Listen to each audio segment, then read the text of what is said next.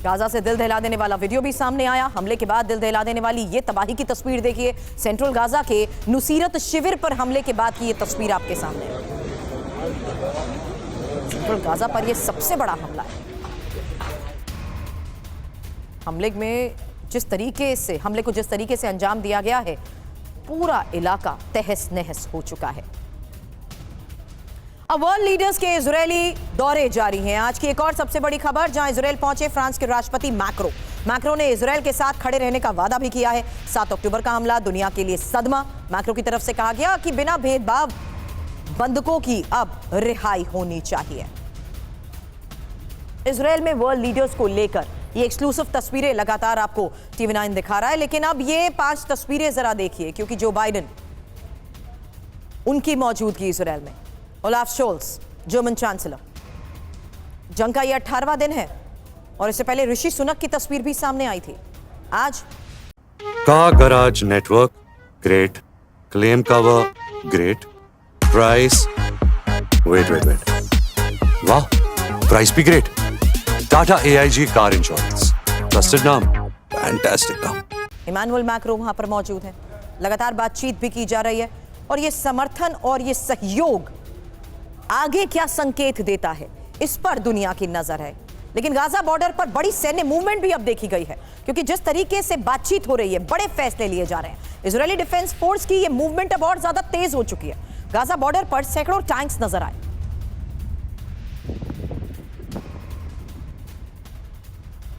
एक और बड़ी खबर, मारा गया हमास का एक और commander. Anti tank missile brigade के चीफ की मौत को लेकर खबर आई। इजरायली वायुसेना के हमले में इसकी जान गई है। कमांडर इब्राहिम अल सहर की मौत।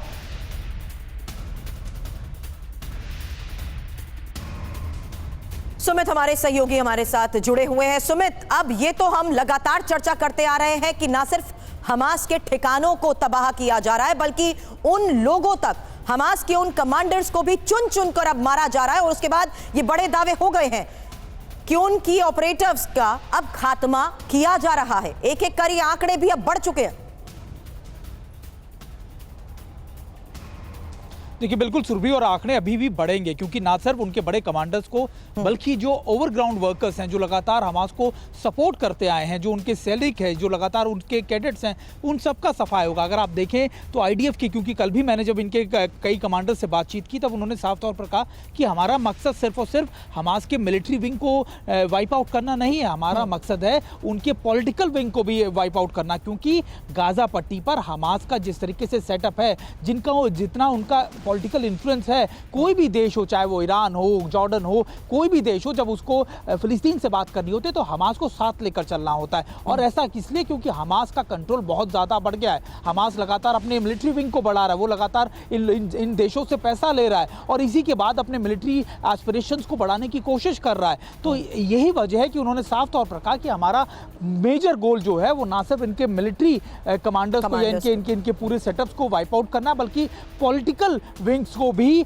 वाइप आउट कर देना है, ताकि ये आने वाले वक्त में लंबे समय तक एस्टैब्लिश या फिर अपने आप को रिवाइव ना कर पाए। सुरभि, बिल्कुल बड़ी बात आपने कही है। लेकिन इस बीच आज की एक और सबसे बड़ी खबर का रुख करूंगी, क्योंकि हमास से आखिरी जंग को लेकर की गई चेतावनी की तो खबरें हमने जानी, लेकिन खतरे में कैसे 6 लाख अमेरिकी हैं। अब आपको बता दें, खतरे में 6 लाख अमेरिकी और इजरायल हमास युद्ध पर अमेरिका का यह बड़ा एक्शन। सबसे बड़ी खबर, मिलिट्री एडवाइजर अमेरिका भेजेगा।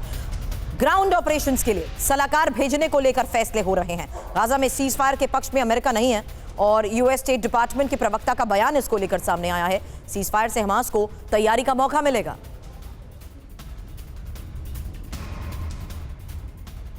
और सीरिया में अमेरिकी बेस पर हमले को लेकर भी खबर आई। ईरान समर्थित गुट ने यह मिसाइल अटैक किया है। दीर ए जोर में अमेरिकी सैन्य बेस को कैसे टारगेट किया गया, एक और तस्वीर। ओसाका प्रांत में ड्रोन से हमले की यह कोशिश की गई है।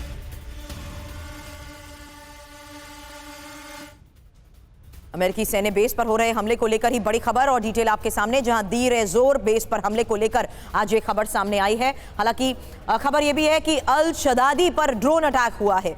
इरबिल एयर बेस पर भी ड्रोन अटैक, अल असद बेस पर ड्रोन अटैक, कोनिको सैन्य बेस पर भी हमले हुए हैं। और मैं इस बारे में एक्सपर्ट्स के साथ बात करूं उससे पहले एक और बड़ी खबर आ रही है, जहां अमेरिकी सेना पर भीषण हमले का खतरा अब बढ़ता जा रहा है। मिडिल ईस्ट में निशाने पर अमेरिकी बेस हैं।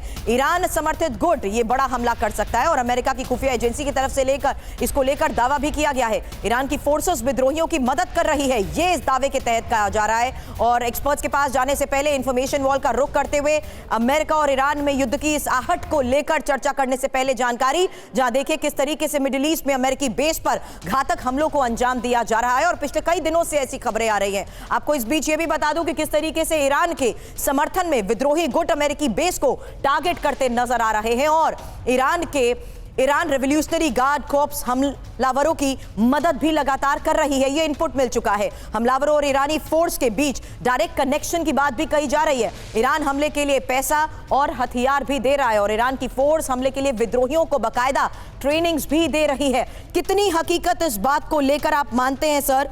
क्योंकि Kulkarni sir, declared base Iran में भी है, सीरिया में भी है और अमेरिका के इन्हीं बेस को अगर टारगेट करते हुए ईरान के सहयोग की बात आती है तो ये बहुत बड़ा संकेत है, क्योंकि यहां पर यह कहना गलत नहीं होगा कि आने वाले दिनों में ये युद्ध अमेरिका वर्सेस ईरान होगा। सुरभि, ये जो आप कह रही हैं एक इंफॉर्मेशन वॉरफेयर के तहत भी है, क्योंकि ईरान जो है हिजबुल्लाह की मदद कर रहा है, ईरान जो है हमास की मदद कर रहा है, ईरान इस तरह के उग्रवादी संगठनों की मदद कर रहा है। पर ईरान खुद इस ऐसे लड़ाई में नहीं देखा जाएगा, ना ही वो डायरेक्टली किसी भी अमेरिकन बेस पे डायरेक्ट हमला करने की कोशिश करेगा। इस तरह के non state actors, Hezbollah, Hamas, इनके द्वारा या जो यमन के यहूदी ग्रुप है उनके द्वारा कर रहा है। लेकिन अगर ईरान इस तरह के हमले कर रहा है तो ईरान जो है खतरे से खाली नहीं है। तो ईरान कभी भी नहीं करेगा, क्योंकि ईरान जानता है कि अगर उसने इस तरह की कार्रवाई की तो उसका ही नामो निशान मिटा देंगे और एक पूरी कार्रवाई जो नैरेटिव बिल्डअप हो रहा है ईरान के बरखिलाफ हो रहा है। तो ईरान बहुत जो कहते हैं ना कि दूध भी बड़ा फूक करके पिएगा। उसको मालूम है कि सारे देश, खासकर इजराइल और अमेरिका, दोनों का मकसद ही है ईरान के न्यूक्लियर इंस्टॉलेशन और ईरान का जो खात्मा करने का,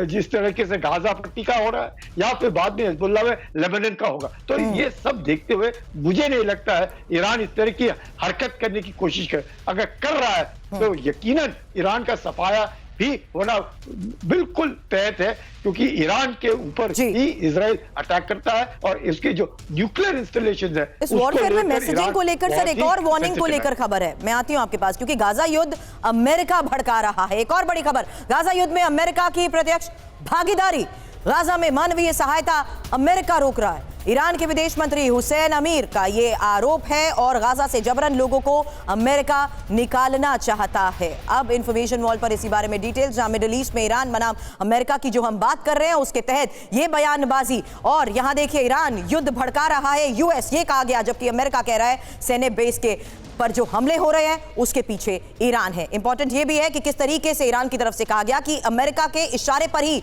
ये युद्ध हो रहा है, जबकि अमेरिका ये कह रहा है कि ईरान आतंकी गुटों को समर्थन दे रहा है, जिसका ये नतीजा है। वहीं ईरान की तरफ से कहा गया कि मिडिल ईस्ट में यूएस की वजह से ही तनाव की स्थिति बनी हुई है, जबकि अमेरिका कह रहा है कि हमास हिजबुल्लाह के पीछे ईरान ही सबसे बड़ा सहयोगी है। हालांकि एक और बड़ी खबर आई, जहां हमास की तरफ से 2 इजरायली बंधकों को छोड़े जाने को लेकर पिछले 24 घंटे में जो हालात बने हुए हैं, वहीं आपको बता दूं इजिप्ट की मध्यस्थता के बाद रिहाई को लेकर यह खबर है। हमास के कब्जे में अभी भी हालांकि 200 बंधक हैं, लेकिन हमास ने अब 50 बंधकों को छोड़ने की मांग को ठुकरा दिया है।